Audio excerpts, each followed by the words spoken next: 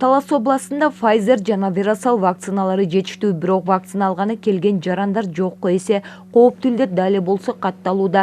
Негизи вакцина жугуштуу оорулардын алдын алат. Андыктан өз ден соолугун ойлогон жарандар вакцина алса болот. Азыркы күндө бизде ковидке каршы Германиянын Pfizer вакцинасы жана Кытайдын Verasal вакциналары сакталат.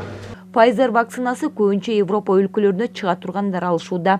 Бул вакцина кооптуу илдеттен адам организмин 95%га чейин коргой алат. Азыркы кезде бизде Кытайдыкы Verasal бар, анан кийин Pfizer эки вакцинанын түрү бар. Медсестралар, бүт организацияларга эле айтылган, чакырып атабыз, келип өздөрү каалагандар келип алат. Мурункуга караганда азыркы убакта азайып калды, бирок ар ким ар кандай биринчи дозасын алгандар бар, экинчи дозасын алгандар бар, бустерный дозаны алгандар бар.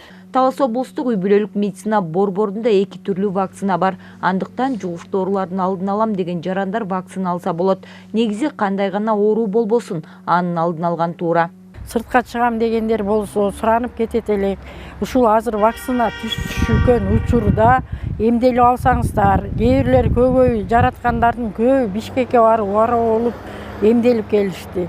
Мына сыртка Россияга кетип атат, Европа, Америкага кеткендердин баардыгы азыр мына вакциналар келип түшкөн, толугу менен бүт жерде эмделип атат.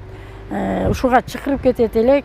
Бүгүнкү күндө Талас областында эпидемиологиялык абал туруктуу. Ковидке чалдыккан жарандар катталган жок. Бегайма Сымбаева, Байжан Мирбеков, Зина Акматова, Талас шаары.